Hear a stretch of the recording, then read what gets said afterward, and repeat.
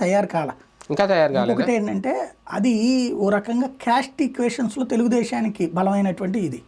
మీకు విజయవాడ, గుంటూరు ఎట్లాగో విశాఖపట్నం అట్లాగా తెలుగుదేశం పార్టీ. అయితే కాంగ్రెస్కి బలమైన కోటది ఒకప్పుడు. అవును అవును.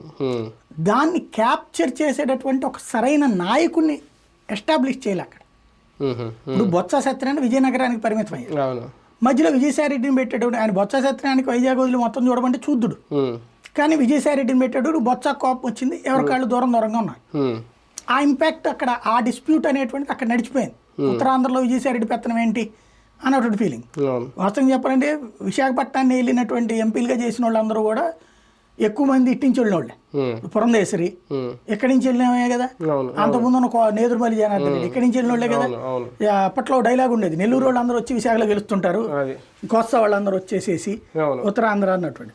అట్లా ఇక్కడక్కడ ఏంటంటే ఇప్పుడు ఒక లీడర్ని పెంచాలి. ఇప్పుడు బొత్స సత్యనారాయణ కాంగ్రెస్ పెంచింది కాబట్టి ఆయన ఎస్టాబ్లిష్ అయిపోయి, ఒకప్పుడు విజయనగరం అంటే తెలుగుదేశం కంచుకోట అంతే. అశోక్ గజపతి రాజు కంచుకోట. దాన్ని మొట్టమొదటిసారి బొత్స బద్దలు కొట్టాక ఆ బొత్సాన్ని బాగా ప్రోత్సహించి ఎంకరేజ్ చేసి లైఫ్ ఇచ్చాడు రాజశేఖర్ రెడ్డి. కాబట్టి అది కంటిన్యూ అయింది. అంతకుముందు శ్రీకాకుళం అంటే ఎర్రనాయుడు అంతే తెలుగుదేశం. ఇంకొక ఇది ఉండేది, ధర్మాన్ని ఎంకరేజ్ చేసి రాజశేఖర రెడ్డి ఓ బలంగా తయారు